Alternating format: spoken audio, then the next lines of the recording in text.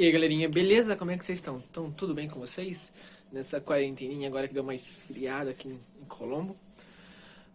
Vamos começar então a aula 5 da nossa matéria favorita, que é Física, certo? Na aula de hoje a gente vai sair um pouco do que a gente estava trabalhando antes, que eram os movimentos retilíneos, onde a gente ia numa linha reta, certo? E acelerava ou não acelerava, e a gente trabalhou também com queda livre, com alguns movimentos como o movimento horizontal, vertical e o movimento oblíquo, que é quando a gente joga o objeto com um certo ângulo, certo? Dito tudo isso, a matéria dessa semana vai ser movimento circular uniforme. Então, é a mesma ideia que a gente tinha antes, só que agora em um círculo, certo? Então, aqui, um círculozinho bem bonito para vocês. Então, a ideia vai ser a mesma coisa. Então, a gente vai ter, como é um movimento circular uniforme, o que vai acontecer? A gente vai ter um movimento, ou seja, vai ter alguma coisa se mexendo. Circular por conta que vai ser em círculo, então vai sempre dar uma voltazinha bonitinha, certo? E por último, uniforme, porque alguma coisa vai se manter constante. Então alguma coisa sempre vai ser a mesma coisa. Entendeu? Alguma coisa sempre vai ser aquele mesmo valorzinho. Ok? Antes de tudo, a gente precisa ver mais ou menos como é que funciona um círculo quando a gente está jogando alguma coisa no círculo. Então, para isso, eu peguei um fiozinho de fone de ouvido, certo? E basicamente o movimento é esse daqui, ok? Vocês devem estar vendo mais ou menos o que acontece. Então, tem um ponto central, que é onde eu estava segurando o foninho, certo? Aqui. Então, aqui tem um ponto central e a pontinha do fone, ele faz esse movimento aqui. Ok? Esse é o movimento, basicamente, do movimento uniforme. Então, é algo no centro, certo? E o raio do círculo. Então, a gente pode ter um círculo maior, certo? Então, se eu soltar um pouco mais de fio, o círculo vai ser maior.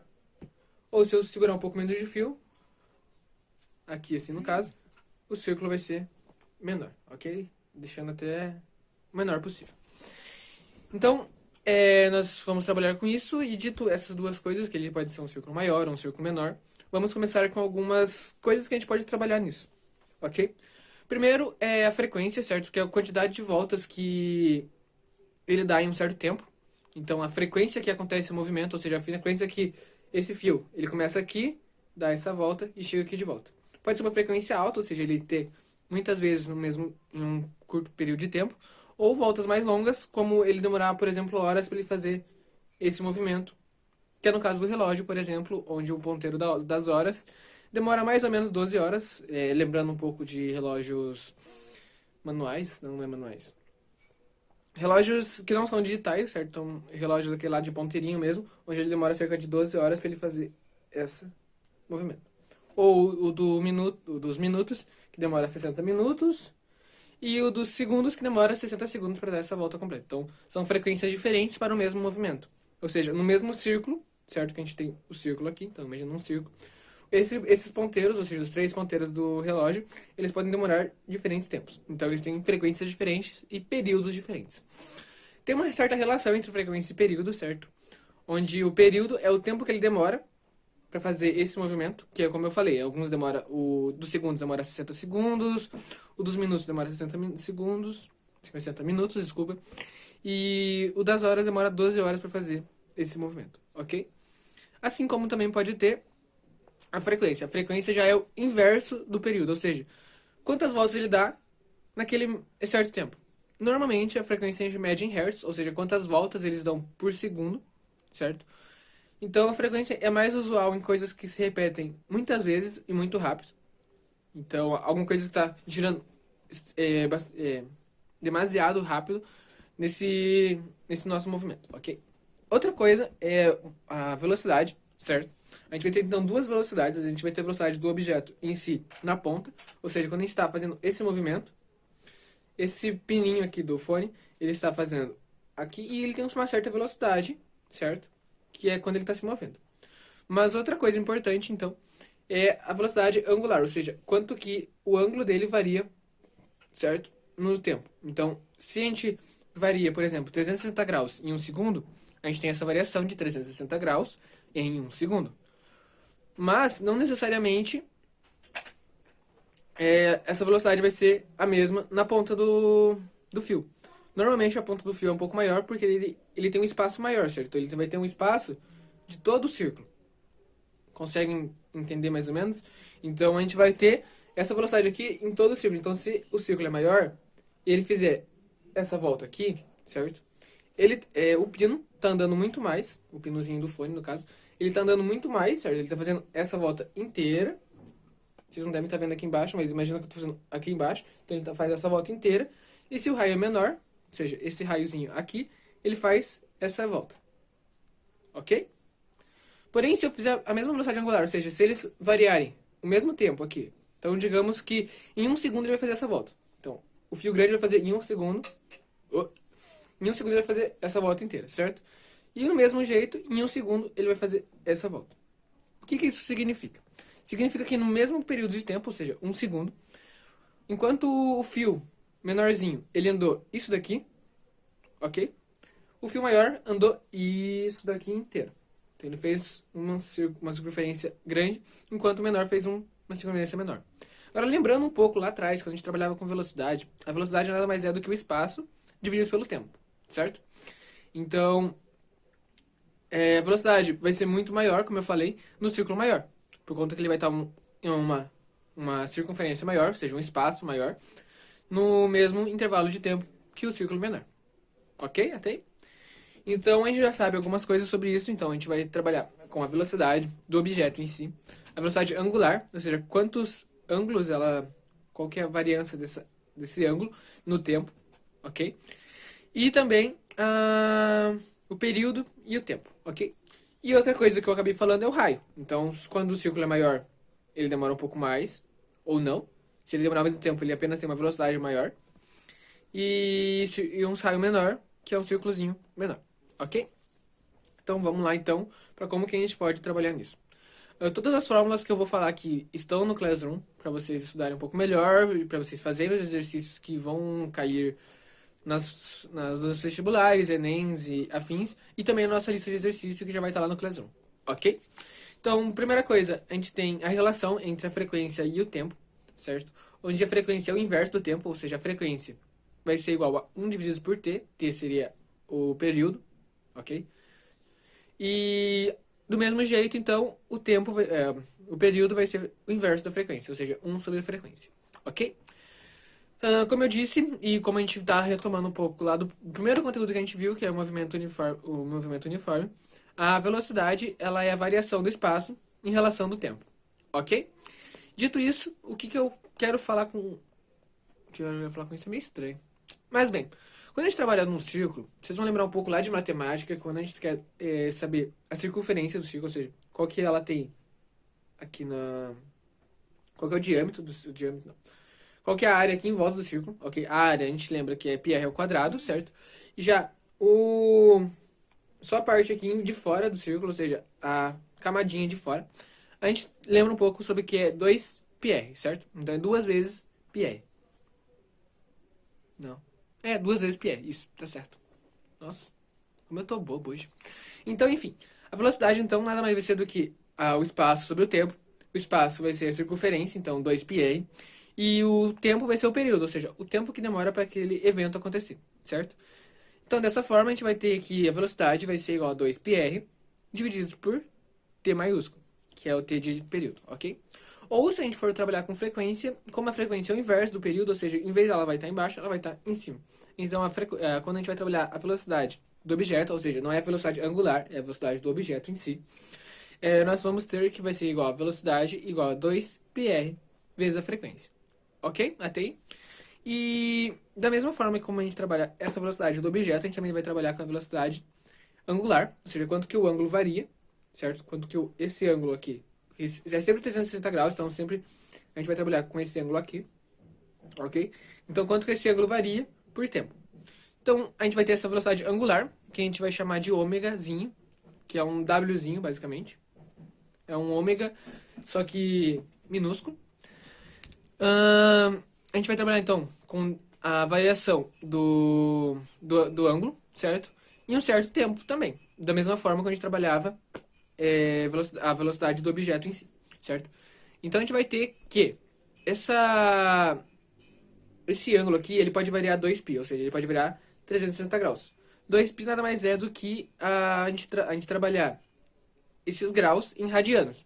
Que daí a gente vai ter 1 radiano, 2 radianos, 3 radianos, onde, por exemplo, 90 graus, que é mais ou menos assim, 90 graus, nada mais é do que π sobre 2, certo?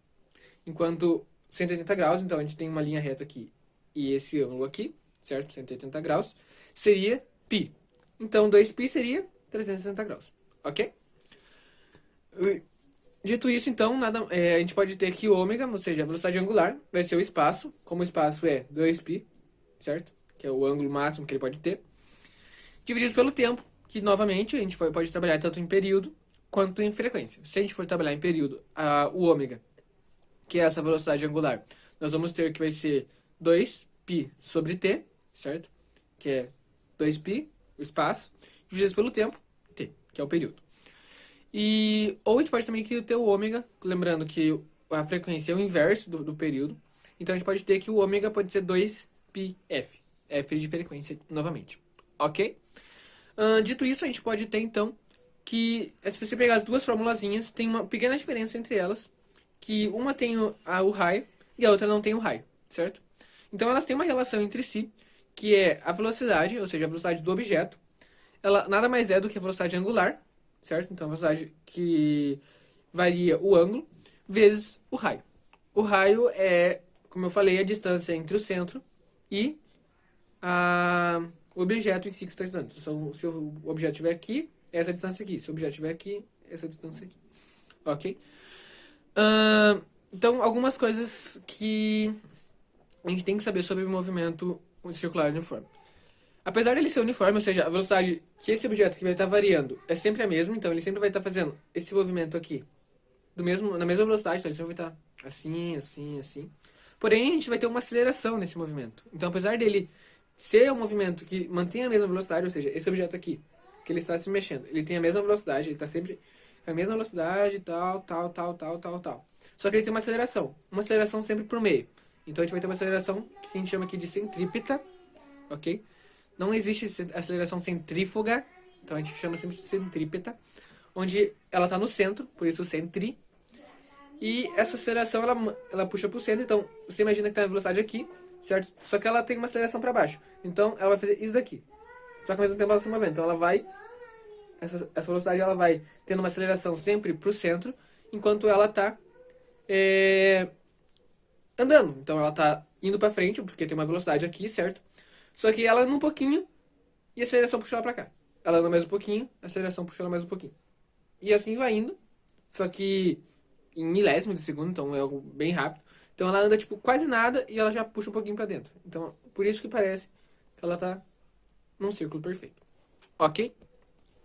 Outra coisa que a gente pode trabalhar também em MCU são as transmissões de movimento. Como que a gente pode transmitir o movimento de um círculo para o outro, certo? Então, por exemplo, o exemplo mais fácil que tem é a da bicicleta, com o aro dela e a catraquinha de trás, quando a gente pode ter algumas catracas com mais dentes e algumas catracas com menos dentes. E, por exemplo, a marcha lenta e a marcha pesada de uma bicicleta, ok? E como que elas funcionam basicamente. Então, a gente tem duas catracas, certo? Então, aqui a gente tem a catraca da bicicleta e atrás a gente tem, eu não sei o nome certo, mas a gente tem também a outra catraquinha aqui, que é a da roda e tal. Aí quando a gente tá pedalando, então eu tô aqui, eu ciclista bem bonitinho, pedalando aqui, ó. E as rodas estão girando, certo? Então a gente tá aqui girando a roda. E tem a corrente de uma roda passando pra catraquinha de trás. Coroa. Lembrei, coroa da bicicleta. Isso aí. A coroa da bicicleta.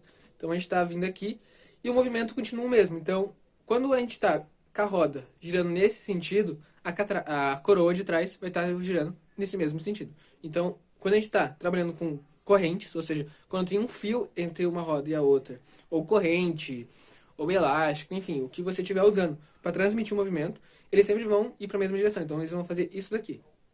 Pera, fazer mais bonitinho. Assim, basicamente. Então, quando tem um movimento ligado por um fio, ou coroa, ou corrente, ou qualquer coisa do gênero, eles vão no mesmo sentido. Só que também a gente pode transmitir um movimento uma encostada na outra. Então você imagina que tem uma roda aqui, certo? E ela tá girando assim. Quando ela tá girando assim e a gente encosta o outro, as duas vão girar no mesmo sentido, só que opostamente. Então essa daqui que tá com movimento, ou seja, a gente tá fazendo força nessa daqui pra essa aqui girar. Ela vai estar girando assim, e quando a gente encostar a outra vai pegar a mesma ideia do movimento. Ou seja, ela se encontra aqui e puxa pra baixo. Se encontra aqui e puxa pra baixo. Só que isso em todos os dentes do que a gente estiver usando, ou a roda em si, etc. E por último, mas não menos importante, a gente tem quando o movimento é no mesmo eixo. Ou seja, a gente tem uma roda aqui girando e a outra aqui também está girando, certo? Então elas estão com a mesma velocidade angular. Mesma velocidade angular. Ou seja, elas estão girando a mesma quantidade de ângulo no mesmo intervalo de tempo, ok? Então elas estão girando junto. É a ideia, a maneira mais fácil de você lembrar disso é de uma bicicleta, como eu falei, onde a gente tem a marcha lenta e a marcha pesada, onde são várias coroazinhas ou várias catraquinhas com diferentes tamanhos de dente, quer dizer, com diferentes raios, certo? Então, tem uma coroazinha menor, uma maiorzinha, maior, maior, maior, dependendo da bicicleta, quantas marchas ela tiver, certo? Então, pode ser uma bicicleta com 7 coroas diferentes, com 11, 3, enfim, depende da bicicleta. E elas têm raios diferentes, certo? Então, uma é maior, ou seja, ela tem um raiozinho maior, enquanto a outra tem um raiozinho menor. Porém, aí elas vão estar girando com a mesma velocidade angular, só que a velocidade no ponto máximo dela, ou seja, numa distância maior aqui, no raio dela, vai ser diferente, porque ela vai ter um raio maior. Se o raio dela é maior, a gente tem que lembrar de algumas coisas. Primeiro, quando o raio é maior, o período é maior, certo?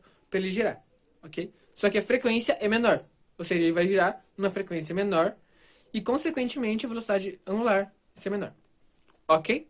Eu vou deixar tudo isso certinho no Classroom para vocês e junto já com uma listinha de exercícios. Espero que tenham gostado mais desse vídeo de física.